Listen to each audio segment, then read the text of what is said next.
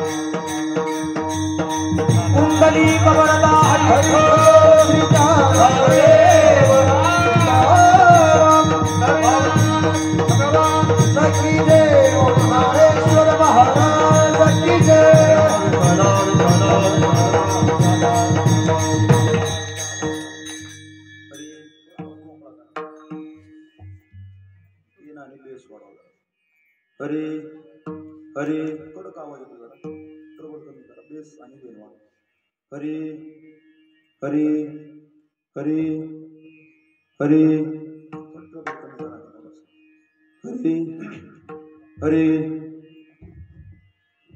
विभं वेणुनादं चरन्तं दुरन्तं स्वयं लीलया गोपवेशं दधानं गभामृन्दकानन्दनं चारुहासं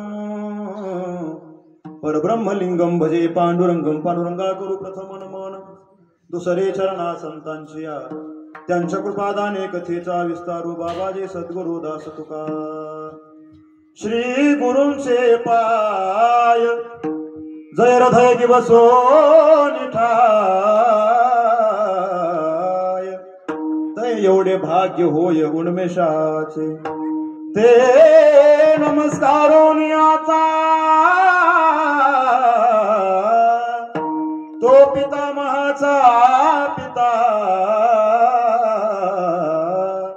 लक्ष्मीचा भरता ऐसे म्हणिये नमो ज्ञानेश्वरा नमो ज्ञानेश्वरा नमो ज्ञानेश्वरा नमो ज्ञानेश्वरा नमो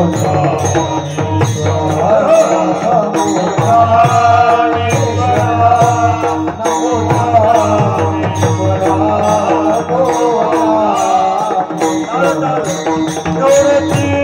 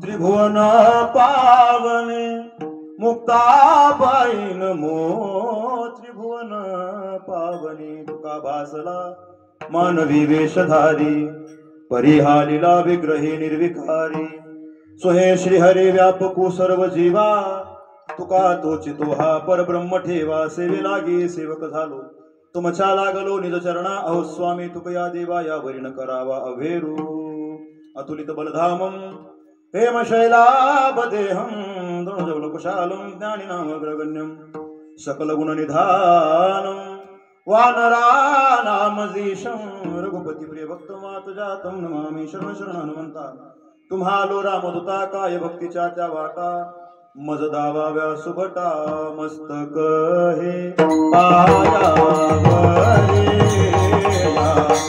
वाद करे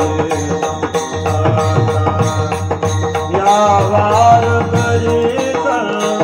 संतांचा या वार करी संतांचा माझ्या वडिलांची मिराशी गा देवा माझ्या वडिलांची मिराशी गा देवा तुझी चरण सेवा पांडुरंगा उपवास पारणे राखीला दार बनता केला भोगवटा आम्हाला गे परम मंगलमय परात्पर अखिलेश्वर षडगुणैश्वर संपन्न भगवान श्री पांडुरंग परमात्मा आणि परमात्म्याच्या सेवेकरता निवडलेला अभंग महान भगवत भक्त संत हृदय सम्राट विश्ववंद्य जगद्गुरु तुकोबरा यांचा हा अत्यंत प्रसिद्ध आणि अत्यंत महत्वाचा असा अभंग आहे। या अभंगाच्या माध्यमातून जगद्गुरु तुकोबरा आपल्या वाड वडिलांनी आमच्या करता काय कमवून ठेवलं याचं वर्णन जगद्गुरु तुकोबरा देवाच्या समोर करतात। विठ्ठला विठ्ठला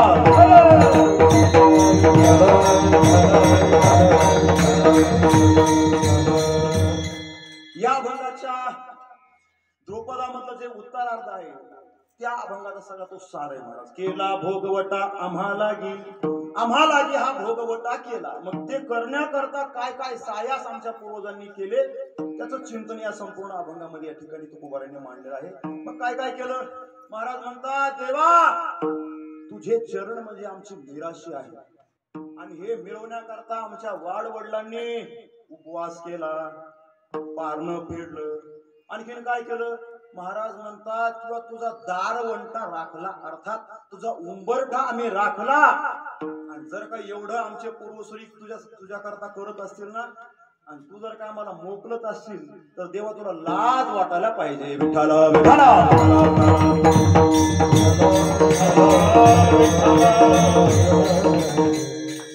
आपलं म्हणणं जगद्गुरु तुकोबरा देवाच्या समोर या अभंगाच्या माध्यमातून प्रगट करतात। आज आपण या आपलं रांजणगाव हा नावच विसरलं फक्त मला तुमचं नाव माहिती होतं गावाचं नाव विसरलं होतं। या रांजणगाव नगरीमध्ये कुठल्या निमित्ताने आपण जमलेलो आहोत सर्वांना कल्पना आहे आदरणीय वैकुंठवासी श्री हरिभक्ती परायण आमचे बापूराव अर्थात रंगनाथ म्हातारबा मांगडे यांच्या या द्वितीय पुण्यस्मरणाच्या निमित्ताने या ठिकाणी हा एकदिवसीय कीर्तन महोत्सव आयोजित केला आणि एका वारकऱ्याला एका भजन्याला एका सांप्रदायिक माणसाला ही वाहिलेली अत्यंत देवाला आवडणारी ही श्रद्धांजली आहे आणि या निमित्ताने आपण या ठिकाणी जमलेलो आहोत। त्यांचा सर्व मांगडे परिवार असेल त्याच्यामध्ये त्यांचे चार चिरंजीव आदरणीय आमचे कृष्णाजी असतील त्याच्यानंतर आमचे भगवानरावजी असतील, त्याच्यानंतर आमचे विष्णू महाराज आहेत आणि आदरणीय शिवाजीराव आहे का नाही, या सगळ्यांच्या माध्यमातून अर्थात या सर्व परिवाराच्या माध्यमातून या ठिकाणी ही कीर्तन सेवा भगवान परमात्म्याच्या चरणावरती आपल्याला अर्पण करायची आहे आणि देवाला विनंती करायची, देवा या कीर्तनाचं पुण्य तू देवा घे आणि आमच्या वडिलांना अर्थात जसं भजन आमचे वडील हयातीत असेपर्यंत करत होते ना, आता तुझ्या चरणाच्या जवळ आहेत ते आणि चरणाच्या जवळ असल्याच्या नंतर सुद्धा त्यांनी तुझं भजनच करावं अशी विनंती या कीर्तनाच्या माध्यमातून आपण करायची. विठ्ठला विठ्ठला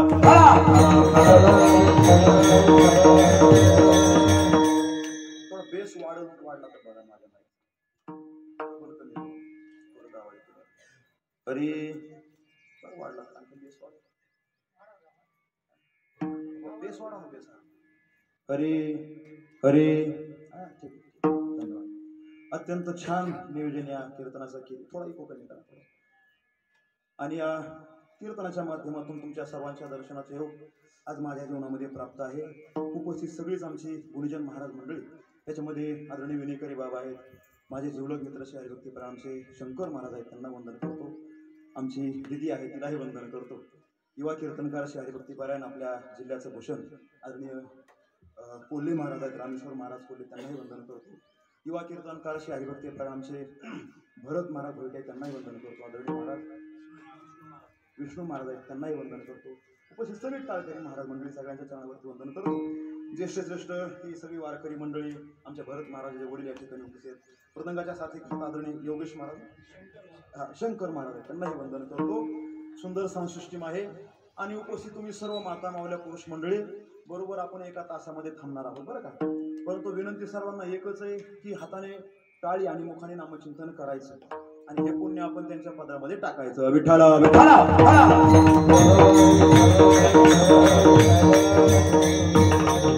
हा दर्शनाचा योग जो तुमच्या अर्थात माझ्या जीवनामध्ये प्राप्त झाला ना, तो आमचे पूर्वीचे ऋणानुबंध आहेत. आदरणीय वैकुंठवासी प्रातस्मरणीय वैराग्यमूर्ती जयराम महाराज भोसले आळंदीकर बाबांकडं आमचे विष्णू महाराज अर्थात आमचे ज्येष्ठ गुरुबंधू होते बरं का, आणि बाबांकडं विष्णू महाराजांनी अध्ययन केलं आणि महाराजांनी संस्था सोडल्यानंतर आम्ही आलो सगळेजण हे केले.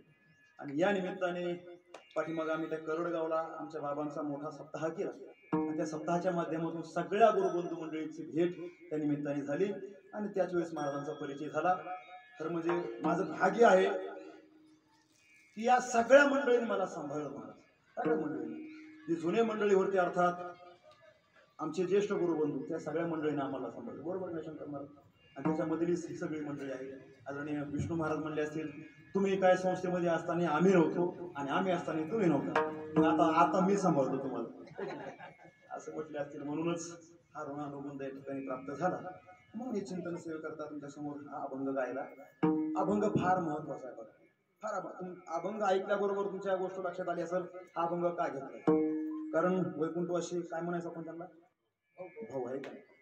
भाऊच्या जीवनामध्ये त्यांनी अखंड परमार्थ केला, अखंड भजन केलं. आमच्या जिल्ह्यामध्ये नागोराव अण्णा जाधव म्हणून मोठे गायक होऊन गेले बघा. वैकुंठवासी प्रातस्मरणीय नामदेव महाराज पठाडे यांच्या कीर्तनामध्ये त्यांनी चाली गायल्या. वैकुंठवासी प्रातस्मरणीय बाबासाहेब महाराज निगळे यांच्या कीर्तनामध्ये त्यांनी चाली गायल्या आणि त्यांच्याबरोबर भजन करण्याचं सद्भाग्य आदरणीय भाऊंना प्राप्त झालं. त्याच्यानंतर मला वाटतं हरिकिसन बुवा, वैकुंठवासी बंडूभाऊ गोळेगावकर यांचा फार स्नेहाचा संबंध त्यांचा होता. अखंड जीवनभर भजन केलं आणि हेच भजन त्यांनी आपल्या परिवाराकडे सुपूर्द केलं. आणि देवाला भाऊंनी हेच सांगितलं असेल, देवा मी हे भजन केलं, मी सर्व संपत्ती मिळवली, ही आमची मिराशी आहे आणि ही मिराशी आता मी माझ्या परिवाराकडे देत आहे, देत आहे. देवा आणि जर काय तू माझ्या परिवाराला मोकलशील ना, तर भाऊ सुद्धा म्हणत असतील, देवा तुला लाज वाटायला पाहिजे. विठ्ठला विठ्ठला.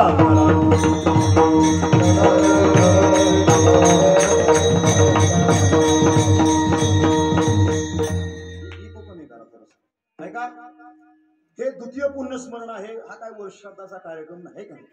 द्वितीय पुण्यस्मरण अर्थात आपल्या वडिलांच्या ऋणातून उत्तीर्ण होण्याकरता केलेला हा केविलोना हा प्रयत्न आहे परिवाराने. आपल्यावरती मुख्यतः ऋण सांगितलेत महाराज. कुठले कुठले ऋण? आपल्यावरती देवाचं ऋण आहे, संतांचं ऋण आहे, त्याचप्रमाणे माता पित्यांचं आपल्यावरती ऋण आहे. देवाचं काय ऋण आहे महाराज आपल्यावरती? जेने हा जीव दिला दान, तयाचे करीन चिंतन जगजीवन नारायण गायन गुण तयाचे. देवाने हा जीव आपल्याला दान दिलेला आहे, मग त्याच्याकरता देवाचं भजन करायचं. दुसरं ऋण आपल्यावरती संतांचं सांगितलं. संतांचं काय ऋण आहे? केले उपकार उपकार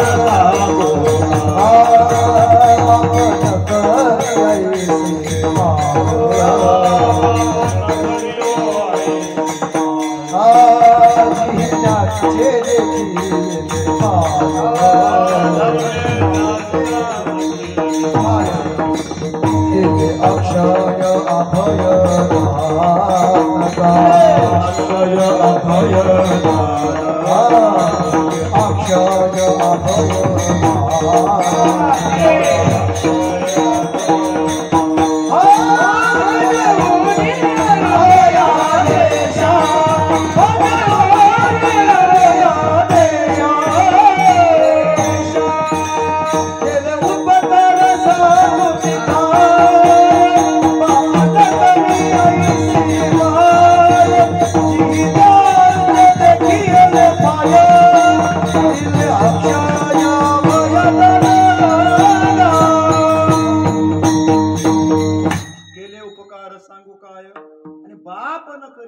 संतांनी केलेले हे आपल्यावरती उपकार आहेत. काय सांगू आता संतांचे उपकार. आणि मज निरंतर जागविती.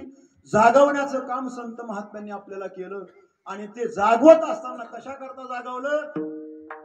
देवाची भक्ती करा, देवाचं भजन करा, आणि त्याच्याशिवाय तुमचा उद्धार होणार नाही. एक वाक्य मी नेहमी सांगत असतो, संतांनी जर का आपल्याला देव नसता दाखवला तर देव काय वस्तू आहे ही आपल्या तुम्हा सर्वसामान्य माणसाला समजलं नसतं. म्हणून खऱ्या अर्थाने संतांचे आपल्यावरती उपकार आहे. मग संतांच्या ऋणातून आम्हाला उतराय व्हायचे, काय करावं लागल? महाराज म्हणतात, तुम्ही त्यांच्या मार्गाने चाला. तुम्ही काय एकदा त्यांच्या मार्गाने चाललात की मग त्यांच्या ऋणातून उत्तीर्ण झाल्यासारखंच होतं. बरोबर आहे का नाही? देवाचे उपकार मग भजन करायचं, संतांचे उपकार त्यांच्या मार्गाने चालायचं. तिसरे महत्वाचे उपकार सांगितले ते आपल्या आई वडिलांचे. आपल्या आई वडिलांचे काय आपल्यावरती? आई वडिलांच्या माध्यमातून हा देह आपल्याला प्राप्त झाला. संस्कार रूपी देणं आपल्याला आपल्या आई वडिलांनी दिलं. कसं बोलावं, कसं चालावं, कसं समाजामध्ये वागावं हे आपल्या आई वडिलांनी आपल्याला शिकवलं. म्हणून आपल्यावरती आई वडिलांचे उपकार आहे. काय असतं बघा, उपकाराची माणसाने परतफेड नाही करता आली तरी चालत. उपकाराची परतफेड नाही करता आली तरी चालत, परंतु त्या उपकारावर अपकार माणसाने करू नये. दोन वर्ग आपण नेहमी कीर्तनामध्ये ऐकत असतो. एक कृतज्ञ सांगितला, एक कृतघ्न सांगितला. कृतज्ञ माणूस त्याला म्हणतात तो केलेल्या उपकाराची जाण ठेवत नाही, आणि जो केलेल्या उपकाराची जाण ठेवतो त्याला कृतज्ञ म्हणतात. आणि जर काय माणूस कृतज्ञ नाही झाला, कृतज्ञ जर काय राहिला ना, तर त्याचे फार हाल होतात. महाराज महाभारतामध्ये एक प्रसंग आलाय छोटासा, 2 मिनिटात सांगतो. कृतज्ञ माणसाने असू नये. महाभारतामध्ये प्रसंग आलेला आहे. काय झालं? एक गौतम नावाचा ब्राह्मण प्रवास करण्याकरता निघाला. प्रवास करत असताना जंगलामध्ये त्याचा मुक्काम पडला, आणि त्या जंगलामध्ये एक राजहंस राहत होता. तो राजहंस ब्रह्मवेत्ता होता. तो ब्रह्मलोकामध्ये जायचा, ब्रह्मज्ञान श्रवण करायचा, ऐकायचा, आणि त्या नगराचा जो राजा होता त्या राजाला ब्रह्मज्ञान जाऊन सांगायचं. राजहंसाने बघितले आपल्या नगरामध्ये, अर्थात आपल्या घरामध्ये आपली हिंदू धर्म संस्कृती सांगते अतिथी देवो भव. मग येणाऱ्या अतिथीचं पूजन आपण केलं पाहिजे. ब्राह्मण झाडाखाली बसलेला बघितला, राजहंस त्याच्या जवळ आला, आणि राजहंसाने विचारलं, ब्राह्मण देवता दिसतात, कुठलेत काय? त्याने सांगितलं, अमुक अमुक गावचा आहे, प्रवास करण्याकरता पुढे निघालेलो आहे. आणि मग राजहंस म्हणला, तुम्हाला राहण्याची, खाण्याची, पिण्याची व्यवस्था वगैरे करू का? ते म्हणले, काही अडचण नाही, माझ्याकडे काहीच नाही. राजहंस आपल्या जागेवरून उठला, दुसऱ्या जंगलामध्ये गेला, सुंदर फळं त्याला खाण्याकरता आणून दिले. पाणी पिण्याकरता त्याने द्रोण तयार केले, आणि पाणी पिण्याकरता त्याला आणून दिले. सुंदर अशा प्रकारचा गवताचा, झाडाच्या पानाचा गादी त्याला केली, आणि त्या ब्राह्मणाला मस्त झोप त्या गालीच्या वरती लागली. ब्राह्मण निवांत रात्रीचा झोपला. रात्रीची त्याची पाणी पिण्याची व्यवस्था त्याने केली. सकाळ झाल्याच्या नंतर ब्राह्मण निघाला प्रवास करण्याकरता. परंतु त्याला दुर्बुद्धी सुचली. तो म्हटला, प्रत्येक मुक्कामाच्या ठिकाणी आपल्याला अशी व्यवस्था मिळेलच सांगता येणार नाही. मग काय करायचं? त्याने काय केलं, गोडीमध्ये त्या राजहंसाला जवळ बोलवलं. बुद्धी बदलली त्याची. राजहंसाला जवळ बोलवलं आणि राजहंसाला जवळ बोलून त्याचे पंख पकडले, त्याचे पंख उपसून टाकले. बाजूला एक शेकोटी केली, जाळ केला. त्या जाळावरती शेकोटीवरती त्या ब्राह्मणाने त्या राजहंसाचं मांस शिजवलं, भाजलं आणि आपल्या पिशवीमध्ये टाकलं आणि ती पिशवी घेऊन ते मांस घेऊन निघाला ब्राह्मण. तो म्हटला पुढच्या प्रवासामध्ये आपल्याला खाण्याची सोय होईल. ब्राह्मण होता, बुद्धी बदलली महाराज त्याची. थोड्या वेळानंतर 11 वाजले, 12 वाजले, 1 वाजला. राजा म्हटला माझे गुरु महाराज आणखी मला ब्रह्मज्ञान सांगण्याकरता आले नाही. काय झालं असेल? त्यांना ताप आला नसेल, कोरोना तर झाला नसेल, त्यांना क्वारंटाईन तर झालं नसतील. मग काय करायचं? सेवकांना सांगितलं जा म्हणले जंगलामध्ये आमचे गुरु महाराज आहेत का बघून या. सेवक गेले. सेवक बघतात ज्या झाडावरती राजहंस राहत होता त्या झाडावरती काय राजहंस नाही. खाली गालीचा टाकलेला बघितला, बाजूलाच एक शेकुटी केलेली बघितली आणि त्या शेकुटीच्या बाजूलाच त्या राजहंसाचे पंख कोणीतरी उपसून टाकलेले बघितले. त्या सेवकांच्या गोष्ट लक्षात आली, कोणीतरी आपल्या गुरु महाराजांचा घात केला, कोणीतरी गुरु महाराजांचा घात केला. आणि मग सेवकांनी बघितलं, दिसतो ताजाच दिसतोय, निखारे दिसतात, हा माणूस जास्त दूर गेलेला असावा. घोड्याला टाच मारली आणि घोड्यावरती त्याचा पाठलाग केला. ब्राह्मण पकडला, राज्यामध्ये आणला आणि त्याची राजासमोर त्याला हजर केलं आणि राजाला सांगितलं महाराज या ब्राह्मणाने आपल्या गुरु महाराजांचा घात केला. आणि मग राजाने त्याला विचारलं का? म्हणले ब्राह्मण देवता, आमच्या गुरु महाराजांनी तुमचा काही अपराध केला होता का? तुम्हाला काही त्रास दिला होता का? ब्राह्मण म्हटला राजेसाहेब तसं नाही हो, तुमच्या अर्थात त्या राजहंसाने मला उलट सहकार्य केलं. रात्री फळं खाण्याकरता आणून दिले, पाणी पिण्याकरता आणून दिलं, झोपण्याकरता गाडीच्या गादी तयार मला करून दिली, माझ्यावरती काय त्रास मला काय दिला नाही. आणि मग राजा म्हटला ब्राह्मण असून तुझी बुद्धी बदलली, राजहंसाने तुझ्यावरती उपकार केला आणि उपकार केलेला असून तू त्याच्यावरती अपकार केला. उपकाराची फेड तू अशी केलीस. राजाला राग आला. राजाने सेवकाला सांगितलं याला एक काम करा, कसाई खाण्यामध्ये घेऊन जा, याचे तुकडे करा शरीराचे आणि कोल्या कुत्र्याला खाण्याकरता टाकून द्या. कोल्या कुत्र्याला खाण्याकरता सेवकांनी नेलं. महाराज त्याच्या शरीराचे तुकडे केले, राजाच्या बाहेर टाकून दिले. 1 दिवस झाला. कोले जायचे, कुत्रे जायचे तिथं आणि त्या मांसाचा वास घ्यायचे, परंतु त्याला तोंड लावत नव्हतं. 2-3 दिवसानंतर हिंस्र पशु यायला लागले, जंगलातले मोठे मोठे वाघ, सिंह. त्यांनी वास घेतला की हे तोंड लावत नाही. 5-6 दिवसानंतर ते मांस सडलं आणि त्याची दुर्गंधी संपूर्ण राज्यात पसरली. राजाच्या गोष्ट लक्षात आली, दुर्गंधी येते, कशाची येते? सेवकांना सांगितलं जा बघून या. सेवक गेले, बघतात तर काय ते मांस तसंच पडलेलं. आणि सेवक म्हणले राजेसाहेब असा असा प्रकार आहे, ते मांस काय कोणी खाल्लेलं नाही. का खाल्लं नाही? कोल्या कुत्र्यांनी खाल्लं नाही, हिंस्र पशूंनी सुद्धा खाल्लं नाही. मग काय करायचं? त्यांनी म्हणले एक काम करा, आपल्या नगराच्या बाहेर एक जंगल आहे, त्या जंगलामध्ये नरभक्षक राक्षस राहतात. ते राक्षस फक्त माणसाचंच मांस खातात. त्यांना पाचारण करा आणि त्यांना सांगा एवढं मांस तुम्ही खाऊन टाका. पाचारण करण्यात आलं. ते नरभक्षक राक्षसही आले. त्या राक्षसांनी त्या मांसाचा वास घेतला. त्यांनी सुद्धा ते मांस खाल्लं नाही. आणि राजाने त्यांना विचारलं अहो तुम्ही तर नरभक्षक आहात, तुम्ही का खात नाहीत? आणि मग त्यांनी सांगितलं राजेसाहेब हे मांस जे आहे ना, हे मांस आहे कृतघ्न माणसाचं. हा माणूस केलेल्या उपकाराची जाण ठेवत नव्हता आणि अशा माणसाचं जर काय आम्ही मांस खाल्लं ना, आमच्या ठिकाणी सुद्धा कृतघ्न नावाचा दोष निर्माण होईल. आम्ही काय मांस हे खात नाही. लक्षात घ्या, कृतघ्न माणसाचं मांसाला कोले कुत्रे सुद्धा तोंड लावत नाही. म्हणून माणसाने कृतघ्न असू नये.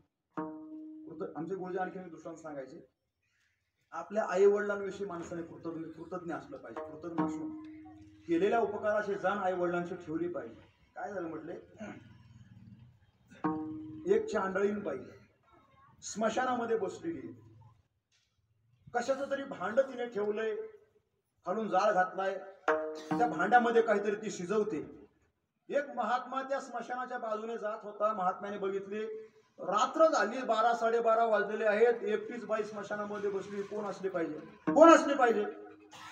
आणि महात्मा साहजिकच स्वभाव असतो महात्म्याचा. महात्मा गेला आणि विचारलं बाईसाहेब कोण आहात तुम्ही? आणि तिने सांगितलं मी चांडळी. इथं काय करता? काय नाही म्हणले, माझं मी अन्न शिजवतो. आणि तो म्हणला अन्न शिजवतेस परंतु काय शिजवते एवढ्या अमंगळ ठिकाणी काय शिजवते काय? ती म्हणली काय नाही महाराजी, मी कुत्र्याचं मांस शिजायला घातले, कुत्र्याचं मांस शिजायला घातलं. महात्मा म्हटले अमंगळ ठिकाणी अमंगळ शिजवतेस, ते भांड सुद्धा थोडं विचित्रच वाटतंय मला, कशाचं भांड असेल? आणि मग तिने सांगितलं महाराज म्हणे आत्ताच ही चिता जी पेटते ना त्या चितेमधलं त्या माणसाची कवटी बाहेर पडली, त्या कवटीचा वरचा भाग मी बाजूला काढला आणि त्याचं भांड तयार केलं. कशाचं? तुम्ही झोपलात का काय? जाग्यात ना सगळे? कशाचं भांड? कवटीच भांड तयार केलंय. बरं ठीक आहे म्हणले, वास फार विचित्र येतोय, नेमकं पाणी कुठलं वापरलंस? ती म्हणली पहिल्या धारेची वापरली. आपल्याकडे असते का पहिल्या धारेची? नाही का? तुम्ही तर नदीच्या कडे जाणारी माणसं, नदीच्या कडे लय असते ती. अहो आता दारू त्याच्यामध्ये वापरली ते मांस शिजवण्याकरता.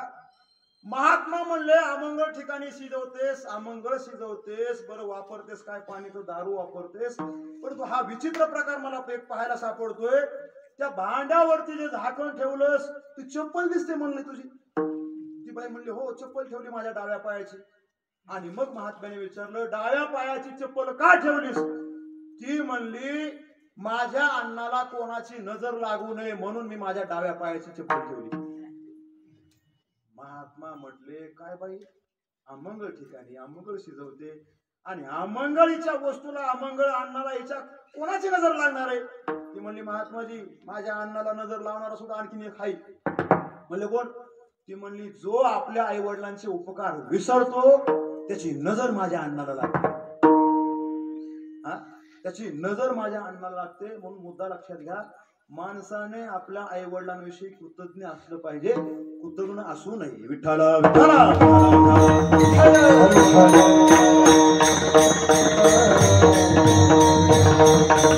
कृतज्ञता प्रकट करण्याकरता हयातीमध्ये जोपर्यंत आपले आई वडील जिवंत आहेत तोपर्यंत त्यांची सेवा करणे, निवर्तल्याच्या नंतर गेल्याच्या नंतर त्यांच्या नावाने पिंडदान करणे, अन्नदान करणे, ज्ञानदान करणे. त्यांच्या ऋणातून आपण उतरायचं होऊ शकत नाही, परंतु हा प्रयत्न करणे आणि त्यांच्या ऋणातून उतराय होण्याचा प्रयत्न करणे, बाकी काही नाही. मला उपकार कधीही फिटत नसतात. देवाचे उपकार फेटणार नाहीत, साधूचे उपकार फेटणार नाहीत आणि आई वडिलांचे सुद्धा उपकार फेटणार नाहीत. परंतु हे उपकार फिटत नाहीत म्हणून करायचं नाही का काही? मग आपल्या धर्मशास्त्राने जे करण्याकरता सांगितलं ना ते आपण करायचं. परंतु अडचण असेल महाराज, आता सुशिक्षित माणसं हे कुणी मानायला तयार नाही. परंतु आमच्या संत मंडळीने आम्हाला सांगितलंय ना महाराज ते केलंच पाहिजे. तुकोबाराय म्हणतात मी माझ्या हाताने माझ्या आई वडिलांचं पिंडदान केलं. पिंड पदावरी पिंड पदावरी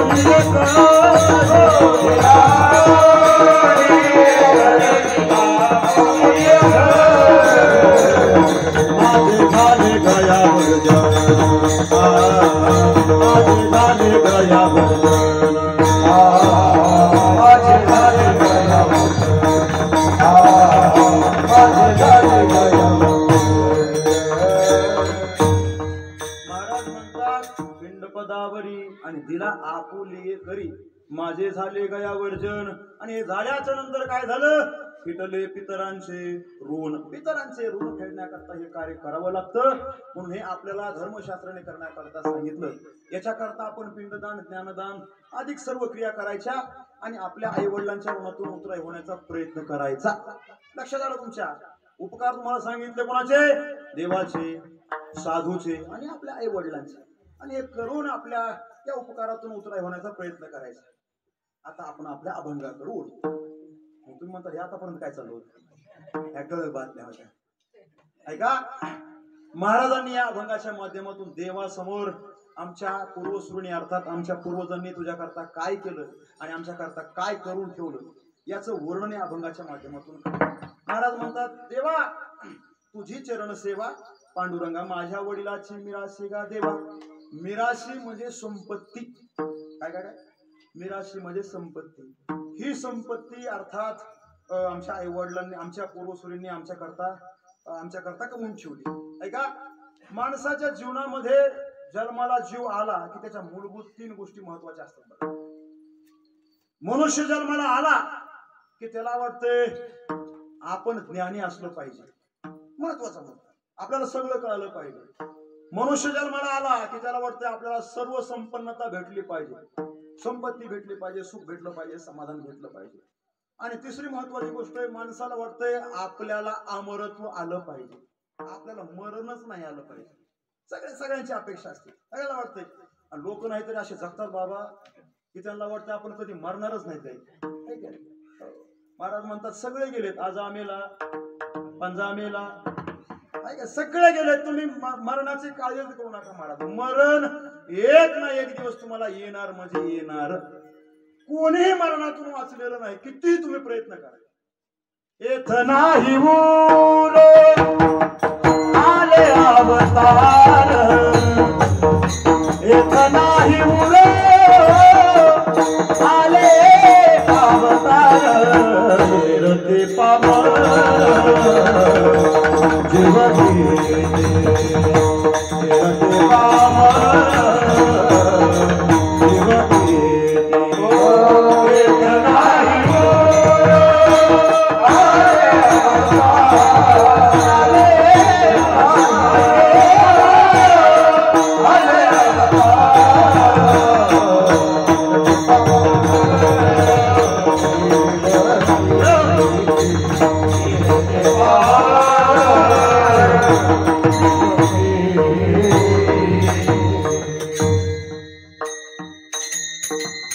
येथ नाही उरो आले अवतार. आणि मरण येणार म्हणजे येणारच. कितीही मरण चुकवण्याचा माणसाने प्रयत्न केला तरी माणसाला मरण येणार, आणि जिथं ठरलंय तिथंच येणार. आपण सर्वांनी गरुड पुराण ऐकलेलं असं. गरुड पुराणामध्ये वर्णन आलंय त्या गरुडाची माता विनीता, तिच्याकडे एक मनुष्य बघून हसला. काळा कुट्ट पुरुष होता. तिने सांगितलं गरुडाला असा असा माणूस आला, माझ्याकडे बघून हसला. गरुडाने ओळखलं नक्कीच हा यम असला पाहिजे. गरुडाने आपल्या आईला उचललं, पाठीवरती टाकलं, लांब कुठंतरी 7 समुद्रा पार एका गुहेमध्ये नेऊन ठेवलं आणि यमराज तिथं हजर झाले. आणि मग त्या विनीता मातेने विचारलं, काल हसला होतास, कशामुळे हसला होतास? आणि मग त्याने सांगितलं, मी याच्याकरता हसलो होतो की तुझं मरण इथं लिहिलेलं होतं, तुझं मरण इथं लिहिलेलं होतं. आणि मी ह्याच्याकरता हसलो की म्हातारी एवढ्या लांब कशी जाईल, परंतु तुझ्या मुलाने तुझं मरण सोपं करून ठेवलंय की नाही, माझ्याकडे आणून दिलं. मुद्दा लक्षात घ्या, मरण कोणालाही चुकवता येत नाही महाराज, कोणालाही. किती प्रयत्न करा. आमचे गुरुजी नेहमी दुसऱ्या सांगायचे, काय झालं म्हटले, एक ब्राह्मण होता, त्याची पत्नी वारली, 4-5 वर्षाचा त्याचा मुलगा. पूजा पाठ विधी वगैरे ब्राह्मण करायचा. आणि त्याने काय केलं, एक दिवस सकाळी पूजा करण्याकरता बसला. मुलाला सांगितलं, बाळा जा म्हणले बागेमध्ये पूजा करण्याकरता, मला फुलं घेऊन ये. मुलगा बागेमध्ये गेला, फुलं तोडून आणू लागला. त्या बागेमध्ये काळा कुट्ट साप आला, नाग आला. त्या नागाने मुलाच्या पायाला दंश केला. मुलगा गतप्राण झाला. 10-5 मिनिटानंतर तो ब्राह्मण म्हटला, मुलगा का आला नाही बघण्याकरता आला. बघतात तर काय, त्या बागेमध्ये मुलगा गतप्राण झालाय. बाजूनेच काळा कुट्ट नाग सळसळ सळसळ करत पुढे पळत आहे. राग आला ब्राह्मणाला. ब्राह्मण म्हटला, माझ्या म्हातारपणाची काठी होती माझा मुलगा, आणि या काळाने अर्थात या नागाने माझा मुलगा मारला. राग आला. ब्राह्मणाने हातामध्ये काठी घेतली आणि त्या नागाच्या पाठीमाग धावू लागला. तो नाग गेला एका जंगलामध्ये. जंगलामध्ये गेल्याच्या नंतर थोडं पुढे गेला आणि त्या नागाचा झाला वाघ. काय झाला? झोपले का तुम्ही? काय झालं? नाग झाला, वाघ झाला. नागाचा वाघ झाला. वाघाने पुढे गेल्याच्या नंतर जंगलामध्ये गाय होती, त्या गायीवरती झडप टाकली आणि गायीचा फडशा पाडला, गाय मारली. आणि थोडं पुढे गेल्याच्या ब्राह्मण तर घाबरलंच. ब्राह्मण म्हटलं हा काय प्रकार आहे बा. थोडं पुढे गेल्याच्या नंतर त्या वाघाचा झाला एक माणूस झाल्याच्या नंतर घाबरत त्याच्या पाठीमागे गेला आणि त्याला सांगितलं, ओ थांबा थांबा जरा, थांबा. म्हणजे कीर्तनात चालले का रांजण गावला? नाही म्हणलं कीर्तन नसत आता आम्ही यम कुठे कीर्तनाला गेले होते आमच्या गावात. कुठं चालले नेमके? म्हणले चाललो माझ्या घरी. म्हणले का? म्हणले थांबा जरा, आता तुम्हाला बघितलं नाग होतात, वाघ झाला, माणूस झाला, कोण आहेत नेमकं तुम्ही? आणि मग त्याने सांगितलं मी साक्षात काळ आहे, साक्षात यम आहे. म्हणले यम आहे, भेटलात, पण तुम्हाला तुमच्याकडे विनंती, तुम्ही सगळ्यांना घेऊन जाता, सगळ्यांना तुम्ही मारतात ना, माझं मरण कशात हे सांगा. आणि मग यम म्हटला सत्पात्री दिसतो, चांगला दिसतो ब्राह्मण, आम्ही तसं कोणाला सांगत नाही, पण तुला सांगून जातो तुझं मरण मगरी बसून आहे. कशापासून आहे? मगरी बसून. त्याने ब्राह्मणाने ठरवलंच महाराज. ब्राह्मण म्हटला मगर जिथं राहते ना तिथं जायचंच नाही. मगर कुठं राहते? डोंगरावर. कुठं? हा, पाण्यात. मगर राहते पाण्यामध्ये. पाण्याच्या ठिकाणी आपण जायचं नाही. ब्राह्मणाने आपलं चंबुका बाळ उचललं, बाबाच्या भाषेत सांगू, आपलं चिबड उचललं, घेऊन गेला कुठं? डायरेक्ट राजस्थानमध्ये. तिथं तलाव नाही, नदी नाही, पाणी नाही, काय नाही म्हटले. आणि त्या एका राजाच्या राजवाड्यामध्ये तो नोकरी करू लागला, पांडित्य करायचा, त्या राजाच्या मुलाला वेद शिकवण्याकरता ते थांबू लागला. कालांतराने मुलगा उपवर झाला त्या राजाचा आणि राजाने त्या मुलाचं लग्न ठरवलं. मुलगा म्हटला जर का माझे गुरु महाराज लग्नाला येत असतील तरच मी लग्न करणार, नाही तर लग्न करणार नाही. आणि महाराज राजा गेला गुरु महाराजाकडे, ब्राह्मणाला सांगितलं माझ्या मुलाचं लग्न ठरलं, तुम्हाला लग्नाला यावं लागलं. ब्राह्मण म्हणला लग्न कुठे? तो म्हणला पैठणला आहे, तळ्याच्या काठाला. कुठं? पैठणला म्हणले, तळ्याच्या काठाला. तो म्हणला ते तुमचं लग्न राहू द्या, तुमची दक्षिणा राहू द्या, आणि मला काहीच नको. म्हणले मी काय तुमच्या बरोबर येत? म्हणलं का? मग सगळा वृत्तांत सांगितला. काळ भेटला होता, त्याने मला सांगितले मगरीपासून भीती आहे, पाण्याच्या ठिकाणी जायचं नाही. राजा म्हटला काळजी काय करताय? 10,000 सैन्य तुमच्या बरोबर देतो. तो म्हणला नको, 10,000 सैन्य नको, काही नको, मेलो बिलो तर काय करायचं. आणि मग राजाने त्याला थोडं आमिष दाखवलं. राजा म्हटला 10,000 मोहरा देतो सुवर्णाच्या तुम्हाला. आणि मग ब्राह्मण देवता यायला तयार झाले. ब्राह्मण देवतांनी परत चिबड आपलं उचललं आणि निघाले ब्राह्मण देवता. कुठं? पैठणला, तळ्याच्या काठाला. हे भरपूर पाणी होतं त्यावेळेस, पाऊस भरपूर पडलेला होता. आणि प्रवास करत करत करत करत करत करत महाराज आराध्यापर्यंत आले. एका जंगलामध्ये त्यांचा मुक्काम पडला. त्या जंगलामध्ये एक भिल्ल जातीचा राजा राहत होता. त्या भिल्ल जातीच्या राजाला बऱ्याच दिवसानंतर मुलगा झाला होता आणि त्याने नवस केला होता मला जर काय मुलगा झाला तर मी हत्तीच्या भारोभार सुवर्णदान करील एखाद्या सत्पात्री ब्राह्मणाला, चांगल्या ब्राह्मणाला हत्तीच्या भारोभार सुवर्णदान करेल. आता जंगलामध्ये कुठं ब्राह्मण सापडणार आपल्याला? राजाच्या गोष्ट लक्षात आली त्या भिल्ल जातीच्या. आपल्या जंगलामध्ये कुठला तरी राजा आलाय आणि त्याच्या बरोबर एक ब्राह्मण आहे, तो फार सत्पात्री आहे, त्रिकाळ संध्या करणारा ब्राह्मण आहे, मग त्याला दान करू ना. निरोप पाठवला, सांगितलं तुम्हाला आमच्या राजाने बोलवलंय. तो म्हणला येत नसतो. राजा स्वतः तिथं आला. राजाने सांगितलं ब्राह्मण देवता सुवर्ण दान करायचंय तुम्हाला. ब्राह्मण देवता म्हणले द्या ना मग इथंच. म्हणलं इथं नाही, हत्तीच्या भारोभार सुवर्ण दान करायचंय. जेवढं हत्तीचं वजन आहे ना तेवढं दान करायचं. आणि मग त्या काळामध्ये हत्तीचं कसं वजन करायचं? त्यावेळेस ताण काटे होते काय? तसं काय नव्हतं. नदीमध्ये नाव सोडायची, तलावामध्ये नाव सोडायची, त्याच्यामध्ये हत्ती टाकायचा, जिथपर्यंत नाव बुडल, जहाज बुडल तिथं रेस मारायची, हत्ती बाहेर काढायचा, सुवर्ण टाकायचं आणि मग त्याला म्हणायचं भारोभार आणि ते दान करायचं. ब्राह्मण म्हटला तुम्ही मला नदीच्या काठाला नेताल, तिथं राहते मगर आणि खाईल मला मगर, मी काही येत नाही. तो म्हटला तुमच्या राजाचं 10,000 सैन्य, माझं 10,000 सैन्य, किती झालं? 35,000. किती? 20,000. गणितात कच्चा आहे जरा मी. 20,000 सैन्य तुमच्या जवळ. मगर काय मच्छर सुद्धा येणार नाही म्हटले, काळजीच करू नका. आणि पाण्यामध्ये येऊ नका तुम्ही, फक्त पाण्याच्या काठाला उभा राहा, फक्त बघा म्हणे डोळ्याने कसं भारवार होतंय. ब्राह्मणाच्या तोंडाला पाणी सुटलं, ब्राह्मणाच्या तोंडाला पाणी सुटलं. 10,000 मोहरा सुवर्णाच्या, हत्तीच्या भरभर सुवर्णदान, आणि पुन्हा लग्नातली दक्षिणा वेगळीच. लग्नातली दक्षिणा विसरले काय तुम्ही, ती वेगळीच. ब्राह्मण म्हटला ठीक आहे चला, पण म्हण माझ्या आटे पाण्यात येणार नाही बरं. ते म्हणलं येऊ नका. झालं महाराज, हत्ती टाकला, हत्ती बाहेर काढला, सोनं टाकलं, सोनं बाहेर काढलं. आणि दान देण्याची आपल्यामध्ये प्रथा आहे महाराज. काय संकल्प सोडावा लागतो, संकल्प. आणि संकल्प सोडण्याकरता त्या राजाने सांगितलं, काका फक्त घोट्या एवढ्या पाण्यात या. किती घोट्या एवढ्या, जास्त नाही. ब्राह्मण म्हटलं बघा बरं का मगर येईल. अहो म्हणले सैन्य बघा, त्यांच्या हातामधल्या तलवारी बघा, दुधारी तलवारीत म्हटले, एक धार नाही 2 धार आहेत त्या तलवारीला, काळजी करू नका. आणि सगळं कडं केलं महाराज त्या सैन्याचं. ब्राह्मण घोट्या इतक्या पाण्यामध्ये आला, राजाने हातामध्ये पाणी घेतलं आणि ब्राह्मणाच्या हातावरती पाणी सोडलं. पाणी सोडलं आणि ब्राह्मणाचा हातच धरला, हात धरला गाचकून. आणि ब्राह्मण म्हटला, ओ राजेसाहेब, दान देण्याची प्रथा आहे, संकल्प सोडण्याची प्रथा आहे, तुम्ही दान दिलंय, हात का धरला? आणि मग राजा म्हटला, ब्राह्मण देवता तुम्ही आणखी मला ओळखलं नाही वाटत. ओळखलं नाही. म्हणले कसं काय ओळखलं नाही? अहो तुम्ही भिल्ल जातीचे राजा आहात, बऱ्याच दिवसानंतर तुम्हाला मुलगा झालाय, तुम्ही मला सुवर्णदान करण्याकरता इथं आणलेला आहे. आणि मग राजा म्हणला आणखीन बी ओळखलं नाही. म्हणले कसं ओळखलं नाही?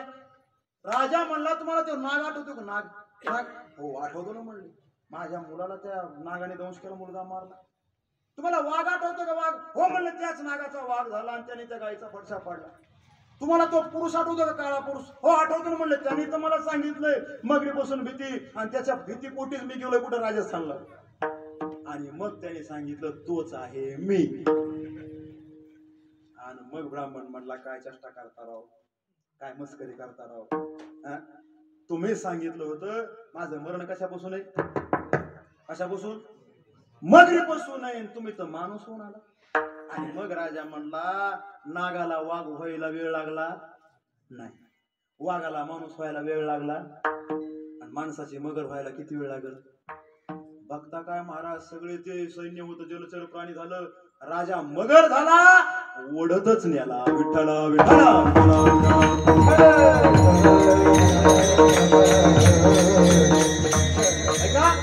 मरण कितीही चुकवण्याचा प्रयत्न केला तरी माणसाला मरावं लागतं. मगाशी प्रमाणे सांगितलं इथं नाही ओरो आजा मेला. ऐका कितीतरी गेलेत महाराज. म्हणून माणसाने वेळीच सावध झालं पाहिजे. सावध त्या गुणे कार्य न व्हा. ऐका नाही, एक पाहतसा एकाची धणे, आणि सावध त्या गुणे कार्य न व्हा. माणसाने सावध झालं पाहिजे. समोरच्याला ठेच लागल्याच्या नंतर जो माणूस सावध होतो ना तो उद्धरून जात असतो, तो उद्धरून जात असतो. माणसाने सावध झालं. एक पंचतंत्रामध्ये उदाहरण आलेलं काय झालं? एक वाघ, एक कोल्हा आणि एक गाढव, तिघांची मैत्री झाली. कोण कोण? वाघ, कोल्हा आणि गाढव, तिघांची मैत्री झाली. तिघांनी मिळून एका त्या जंगलामध्ये शिकार केली. हत्ती मारला, मोठा हत्ती मारला. आणि शिकार केल्याच्या नंतर वाघाने सांगितलं गाढवाला, गाढव दादा करा वाटे. काय सांगितलं? वाटेच म्हणतात ना, करा वाटे. गाढवच ते. गाढवाने 3 समान वाटे केले, 3 समान वाटे केले. आणि मग वाटे केल्याच्या नंतर गाढवाने हाक मारले, राजे साहेब या म्हटले, खाली पात्र वाढले. तो वाघ आला महाराज सिंहासनावरून खाली उतरला आणि बघतो तर काय गाढवाने 3 समान वाटे केले. वाघाला राग आला राजाला. त्या राजा म्हणला गाढवा शिकार मी केली, शिकारीच्या पाठीमागे मी पळालोय, शिकार मी मारली, आणि वाटे करताना समान 3 वाटे करतो. गाढवा कोण म्हणतोय? वाघ म्हणतोय. गाढवा अरे देवाने चांगला तुला शाकाहार निर्माण केला. गाढवा आमच्या नादाला लागलास आणि मांसाहारी झालास. कोण म्हणतोय? वाघ म्हणतोय. गाढवा अरे चांगला चारा निर्माण केलाय, काजू खा, बदाम खा. कोण म्हणतोय? मी नाही म्हणतो. वाघ म्हणतो मी नाही म्हणत. आणखी लोक मला ऐक नाही. राग आला महाराज वाघाला. वाघाने झडप मारली आणि गाढवाचा फडशा पाडला. गाढव मारला हे बघितलं कोण? आणि मग कोल्याला सांगितलं, कोले दादा आता तुम्ही करा वाटे. कोला म्हणलं राजेसाहेब वाटे काय करायचे तो सगळं तुमचंच आहे. हे बघा बास म्हणले मला मुठभर घेतलं आणि बाजूला झालं. आणि मग वाघ म्हणला एवढा शहाणपणा तुला शिकवला कोणी? तुम्हाला गाडव गाडव म्हणले समान वाटे करून मरायला मी काय गाडव आहे का? विठ्ठल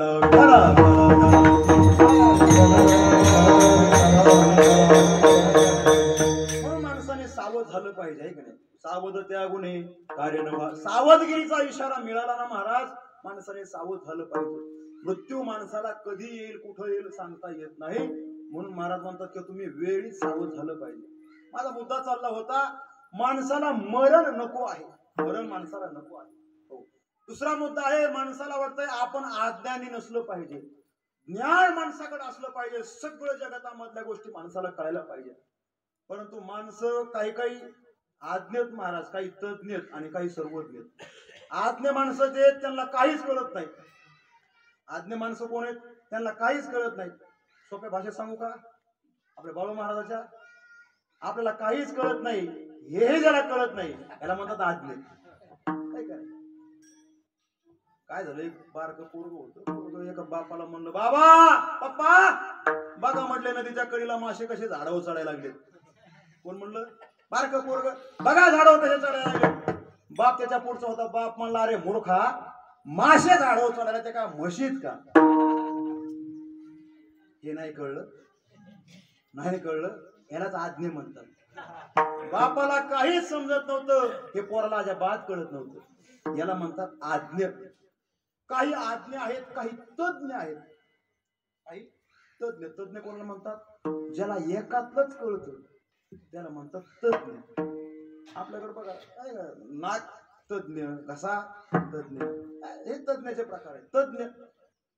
काही लोकांना फक्त एक सगळ्यातलं कळणार नाही महाराज. मला सांगा क्रिकेटच्या क्षेत्रामधला सगळ्यात मोठा माणूस काय नाव त्याचं? सचिन तेंडुलकर. आता त्याचे रेकॉर्ड मोडले. कोणी? विराट कोहलीने. परंतु विराट कोहलीने जरी रेकॉर्ड मोडला असलं ना त्या काळचे क्रिकेटचे नियम वेगळे होते आणि आताचे नियम सगळे फलंदाजाच्या बाजूने आहे का नाही, बॅट्समनच्या बाजूने. म्हणजे बॅट्समनला सकारात्मक नियम आहेत सध्या. किती रन तो काढू शकतो. त्या काळामध्ये नियम वेगळे होते. सगळ्याच्या तोंडातून नाव आलं काय? सचिन तेंडुलकर. सर्वज्ञ माणूस आहे महाराज. नक्कीच मोठा माणूस आहे. आपल्या कीर्तनामध्ये नाव निघतं त्या अर्थी मोठा माणूस आहे. आपण बोलवलं त्याला कीर्तनामध्ये. सर्वज्ञ हुशार आहे तो, तज्ञ आहे ना. आणि त्याला सांगितलं आमचा पापा जरा कमी झालाय. एक का लावता? लावता? नाही नाही सचिन आला तर म्हणलो कमी झाला नाही. फॉर एक्झाम्पल उदाहरण दिलं तरी कमीच आहे का? घ्या बाबा. चला मला सांगा लावता येईल का? लावता येणार नाही महाराज. तो तज्ञ आहे फक्त क्रिकेट मधला. भाजनामधला तज्ञ तो नाही. काही आज्ञ आहेत, काही तज्ञ आहेत आणि काही सर्वज्ञ आहेत. या जगतामध्ये सर्वज्ञ दोनच आहेत. एक म्हणजे संत आणि दुसरा म्हणजे भगवंत. विठ्ठल विठ्ठल.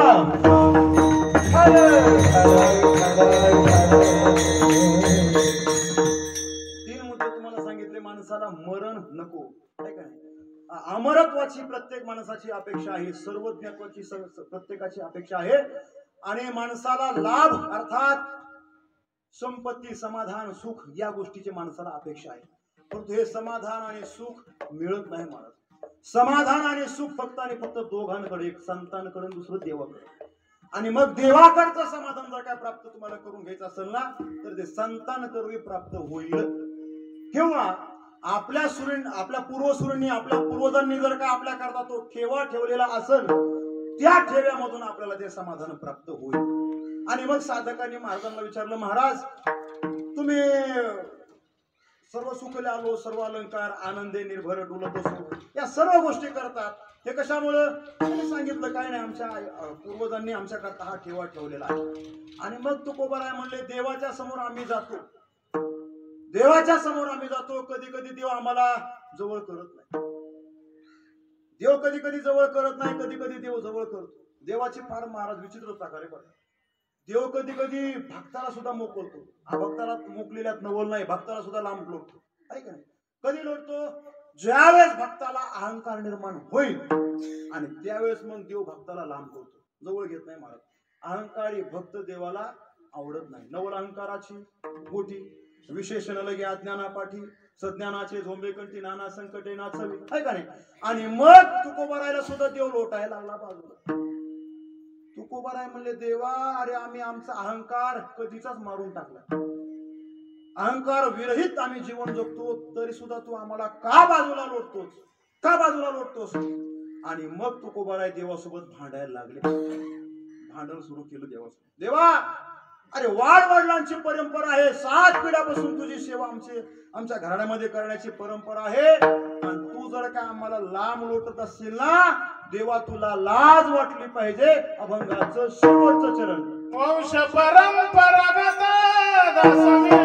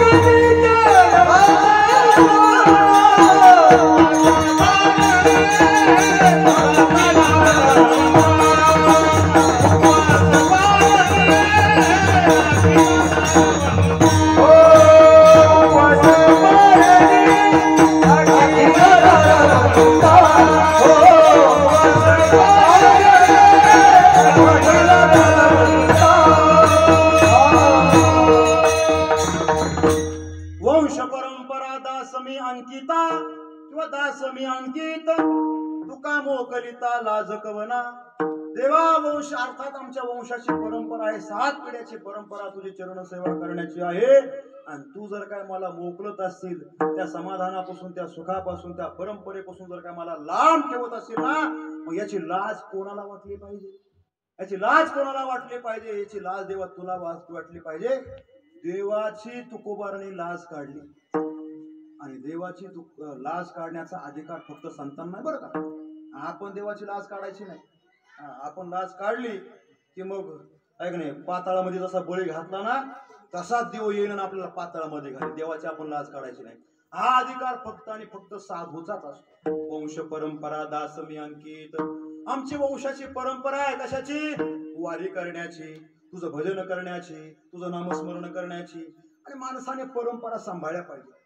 माणसाने गावाच्या परंपरा असतील, आपल्या घराण्याच्या परंपरा असतील, आपल्या घराच्या परंपरा असतील, त्या परंपरा माणसाने सांभाळल्या पाहिजे.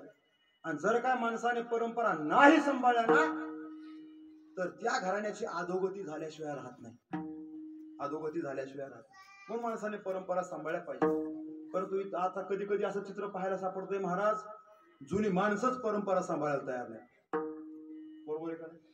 जुनी माणसं परंपरा मला सांगा, सगळ्यांना माझा प्रश्न इथं बसलेला, म्हातारे माणसं सुधारले पाहिजे का पोरं सुधारले पाहिजे? तुम्हाला झोप आल्यात का? चहा सांगू, चहा कोण सुधारलं पाहिजे? म्हातारे माणसं सुधारले पाहिजे का? तर सोपं सांगतो. माऊली ज्ञानोबारीने सांगितलंय, यद्यदा चरती श्रेष्ठ तत्तदैवे तरोजनः सहित प्रमाणम ते लोकच तदनु वर्तते. आणखी सोपं सांगतो. ज्ञानोबारी सांगतात, येथ वडील जे जे करीती तया नाव धर्म देविती आणि एरती अनुष्ठिती सामान्य सकळ. आता मुद्दा लक्षात घ्या, मोठी माणसं जसं आचरण करत असतात ना तेच आचरण त्याच्या पाठीमागची माणसं करत असतात. लक्षात आलं तुमच्या? आता कोण सुधारलं पाहिजे? हा म्हणजे इथं बिघडले काय मोठे इतके नाही बरं का, हाणू नका फक्त मला, पाटलंय कवळी माझी, ठीक आहे. मुद्दा माझा लक्षात घ्या. ज्ञानोबा म्हणतात मोठी माणसं जशी वागतात ना तसं पाठीमागची माणसं वागत असतात. तुकोबाराय म्हणतात, देवा आमच्या पूर्वजांची परंपरा आहे, वंश परंपरा दासमी अंकित.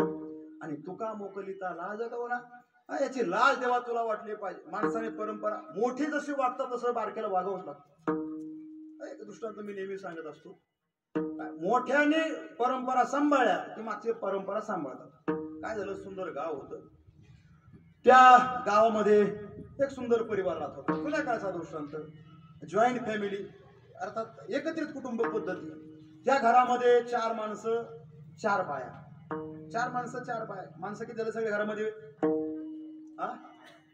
4 आणि 4 60. 8. मी हिशोबामध्ये कसं आहे मला हे सांगितलं तुम्ही. 8 घरामध्ये माणसं, त्याच्यामध्ये 3 मुलं, त्यांच्या 3 बायका, एक म्हातार आणि एकच म्हातारी. जुना काळ जर असला तरी एकच आहे, एक म्हातारी. 8 घरात 8 माणसाचा परिवार. त्या परिवारात काय असतं, मोठा घराणा जर काय असेल ना, त्या घराण्यामध्ये काम वाटून दिलेले असतात. मोठ्या परिवारामध्ये आहे का नाही, काम वाटून दिलेले. मोठ्या पोराने काय काम करायचं, छोट्या पोराने काय काम करायचं, धाकट्या पोराने काय काम करायचं, हे काम वाटून दिले. तसं घरामध्ये ज्या बाया होत्या, ज्या सुना होत्या ना, त्या 3ही सुनांना काम वाटून दिलेले होते. 3ही सुनांना काम वाटून दिलेले. मग मोठ्या सुनेने भाजी बनवायचं काम करायचं, मधल्या सुनेने धुणे भांडे करायचं काम करायचं, आणि सगळ्यात जी धाकटी सून होती तिच्याकडे झाडलोट करण्याचं काम, सारवण्याचं काम, असे काम दिलेले होते. मी कशा करता सांगतो लक्षात घ्या बरं का. मोठी माणसं जसं वागतात तसे मागच्या माणसाला वागतात म्हणून सांगतो.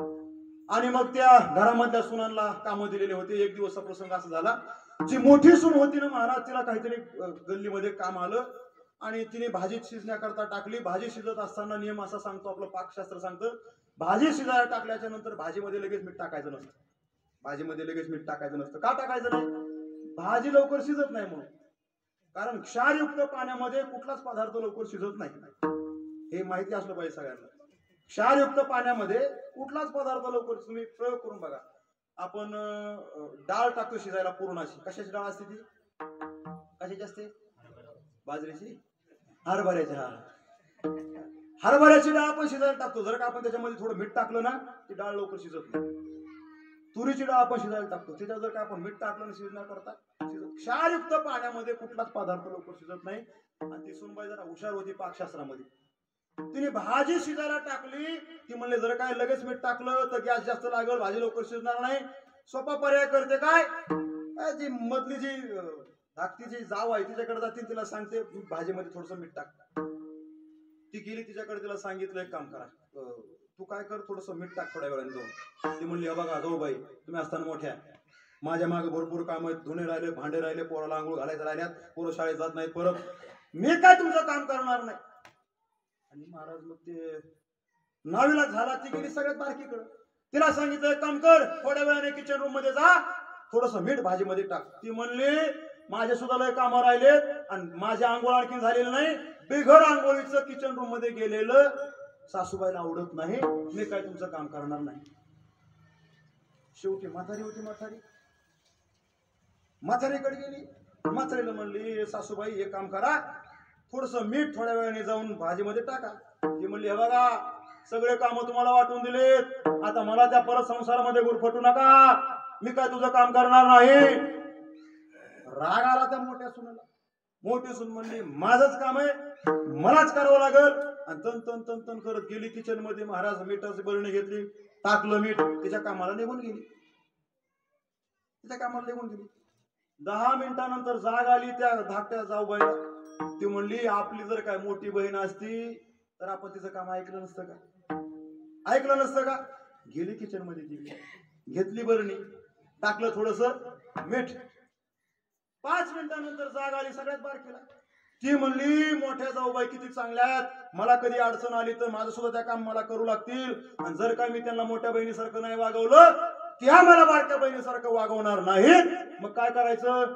गेली किचन मध्ये, घेतली मिठाची बरणी, टाकलं थोडस मीठ.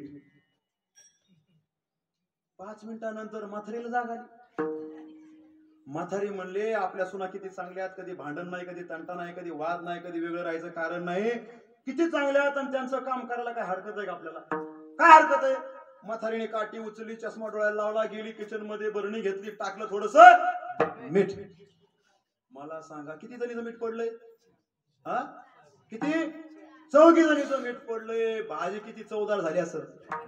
हा चव येते ना मिठाने भाजीला, चव येते का नाही? अहो महाराज एवढी भाजी खरड झाली. थोड्या वेळानंतर म्हातारा आलो, मंदिरामध्ये गेलो होतो दर्शन करण्याकरता. पायामध्ये महाराज खेटर जुनं कातड्याचं चांबड्याचं कर कर कर करत आलं. डोक्याला फेटा बांधलेला, हातामध्ये काठी घुंगराची. जुन्या काळात आहे का घुंगराची काठी. घरामध्ये आलं, कोपऱ्यामध्ये काठी ठेवली, डोक्याचं मुंड असं काढलं, खुंटीवरती अडकवलं. बाथरूम मध्ये गेलो, हातपाय धुतले आणि आवाज दिला, झाला का स्वयंपाक, आणा जेवायला. लगेच त्याला ताट आलं जेवण्याकरता. म्हाताऱ्याने मांडी घातली, एक तुकडा मोडला भाकरीचा, भाजीमध्ये बुडवला आणि तोंडामध्ये टाकला. लय भारी लागली असं भाजी त्याला. हा भारी लागली असेल का नाही? एवढी खरट लागली, एवढी खरट लागली, एवढी खरट लागली. परंतु लक्षात घ्या, म्हातारं रागावलं नाही, म्हातारं गरम झालं, म्हाताऱ्याने चिडचिड केली, अजिबात चिडचिड केली नाही. म्हाताऱ्याने मोठ्या सुनेला सांगितलं, सुनबाई आपल्या घरामध्ये ताक आहे का ताक? आणि मग ती सुनबाई म्हणली, अहो तुम्ही कधी ताक खात नाहीत मामा, आज का ताक पाहिजे? आणि मग त्याने सांगितलं, आज मला ताक खाण्याची इच्छा झाली, घेऊन ये. तिने ताक आणलं तांब्या भरून, आणि तांब्या भरून ताक म्हातारीने आपल्या ताटामध्ये ओतलं त्या भाजीमध्ये. आणि त्या खरड भाजीचा आणि ताकाचा समतोल झाला, चव व्यवस्थित झाली. म्हाताऱ्याने 2 भाकरी चुरल्या, मस्त जेवलं म्हातारं, आपल्या कामाला निघून गेलो. थोड्या वेळाने मोठा मुलगा आला, जेवण्याकरता बसला, आणा जेवायला ताट आलं. पोराने तुकडा मोडला, तोंडामध्ये घास घातला, खरड भाजी लागली. आणि मग पोराने विचारलं, बाबा जेवले का? तिची बायको म्हणले, हो जेवले, आता जेवले. त्यांनी हेच खाल्लं का? हो त्यांनी हेच खाल्लं. परंतु ते कधी ताक खात नाहीत, त्यांनी आज ताक खाल्लं. बरोबर ठीक आहे म्हणले, काम कर, आण मला पण ताक. आणलं ताक महाराज, ओतलं त्यांनी ताटामध्ये. त्यांनी 3 भाकरी मुरगाळल्या, जरा चांगलं होतं माझ्यासारखं गुबगुबीत. आणि महाराज त्यांनी जेवण केलं, हात पुसला, त्याच्या कामाला निघून गेलं. 2 नंबरचं आलं, आणा जेवायला, ताट वाढलं, तुकडा मोडला, खरट लागलं. दोघं जेवले का? बाबा जेवले का? दादा जेवला का? सगळे जेवले. म्हणले ताक खाल्लं, आणा म्हणले मला पण ताक. बारकावी आला, त्यांनी सुद्धा जेवणाकरता बसला, खरट लागलं. त्यांनी विचारलं, सगळे जेवले? म्हणले हो. त्यांनी हेच खाल्लं? हो. ताक आण मला पण ताक. त्याने सुद्धा ताक टाकून खाल्लं महाराज. आणि सगळ्यांचे जेवण झाले. आणि मग यांचा नंबर आला. कोणाचा? बायांचा. आसावरी, बागेश्री, शिवरंजनी, बर भैरवी, भैरवीचा टाइम झालाय. भैरवी सगळ्या जण आल्या, जेवण्याकरता बसल्या. जेवण्याकरता बसल्या. सगळ्यांनी घास मोडला, तोंडामध्ये घातला. सगळ्यांना भाजी खरट लागली. भाजी सगळ्यांना खरट लागली. परंतु कोणीच कोणाला बोलायला, कोणीच कोणाला बोलायला. सगळ्यांना असं वाटायचं, माझ्याकडून भाजी जास्त पडली, माझ्याकडून जास्त भाजी पडली. सगळ्यात बारकी म्हणली, मला काय येते किचन मधला अनुभव नाही, माझ्याकडून जरा मीठ जास्त पडलं. मधली म्हणली, मला बी काय पाकशास्त्रातलं कळत नाही, माझ्याकडून मीठ जास्त पडलं. मोठी म्हणली, मीच राग राग मीठ टाकलं, माझ्याकडून जास्त मीठ पडलं. आणि अर्ध जेवण झालं, म्हातारी म्हणली, माझ्याकडून जरा मीठ जास्तच पडलं, मला काही व्यवस्थित दिसलं नाही, चष्मा काय मला सापडला नव्हता, माझ्याकडून मीठ जास्त पडलं. आणि मग उलगाडा झाला. बारकी म्हणली, तुम्ही बी टाकलं काय? मोठी म्हणली, तुम्ही बी टाकलं काय? आणि सगळ्या म्हणल्या, मग तुम्ही बी टाकलं काय? आता लक्षात घ्या, मला सांगा, भाजी खरड झाली, एवढी खरड झाली, तोंडात घास घालू वाटत नव्हता. परंतु घरातलं समाधान बिघडलं का? वाद झाला का? भांडण झालं का? वेगळे राहिले का लोक? आता बात नाही महाराज. का झालं असं?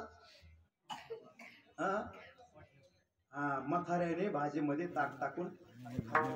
आता मुद्दा लक्षात घ्या, ज्ञानोबाराची ओवी आता आठवा. येत वडील जे जे करीती तया नाव धर्म ठेवी. मोठ्या माणसाने परंपरा सांभाळल्या की त्याच्या पाठीमागची परंपरा सांभाळत असतात. विठ्ठल विठ्ठल.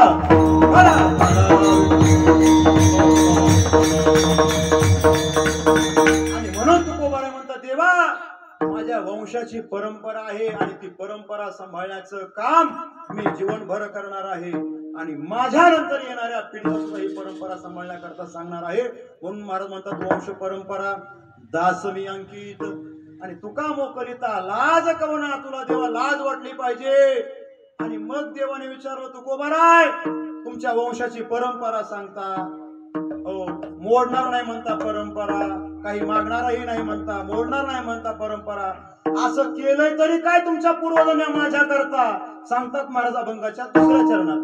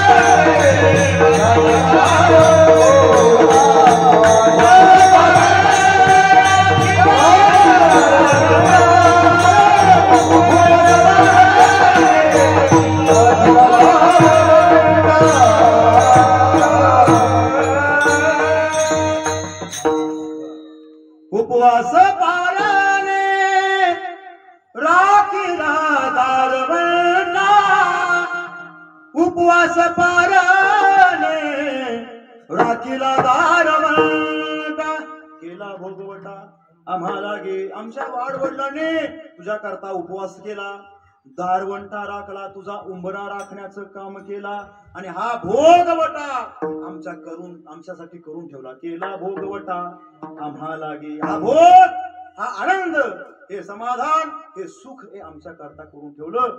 याच्या करता आमच्या पूर्वजांचं समर्पण आहे. उपवास केला, उपवास. कोणी कोणाकरता उपवास करतोय आजकाल? कोणीच करीत नाही महाराज, परंतु तुझ्या करता देवा केला आमच्या पूर्वजांनी, म्हणून आमचा तुझ्यावरती अधिकार आहे. अधिकारवाणीने तू कुबर आहे देवाच्या समोर म्हणतात आणि तू आम्हाला लांब लोटतोस, तू आम्हाला लांब लोटतोस. दारवंट, अरे ज्यावेळेस बळीला तू पाताळामध्ये घातलंस, बळीला पाताळामध्ये घातलंस आणि बळीने दान मागितलं, आता काय करायचं? आणि बळीने सांगितलं काही नाही देवा, पाताळात घातलोस ना, आता तू द्वारपाळ म्हणून राहायचं माझ्या. तू बळीचं द्वारपाळ अर्थात बळीचा उंबरा राखलास, तू बळीचा. परंतु आमच्या पूर्वजांनी तुझा उंबरा राखलाय, तुला लाज वाटली पाहिजे, आम्हाला मोकलतोस. विठ्ठला विठ्ठला.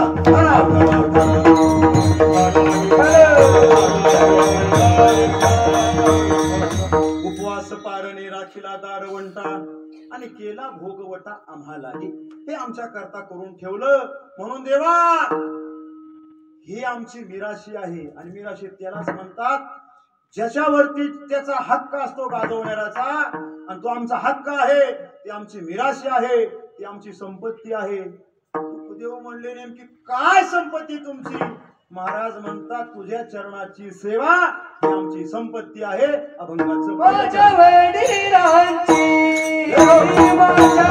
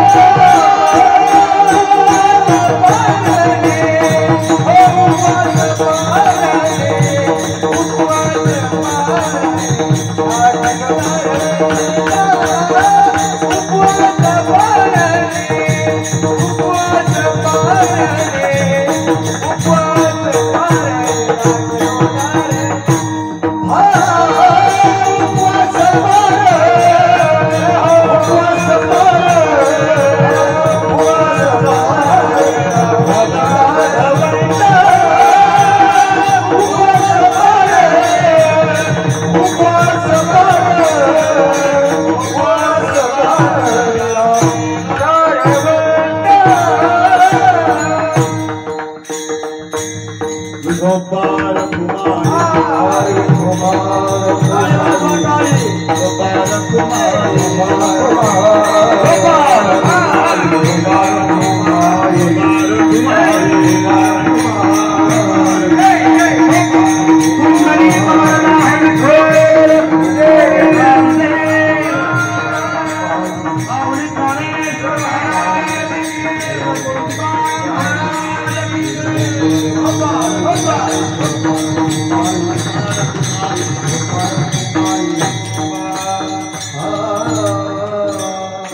माझ्या वडिलांची मिराशिका देवा आणि तुझी चरण सेवा पांडुरंगा उपवास कारणे राखीला दारवंटा केला भोगवटा आम्हाला गी देवा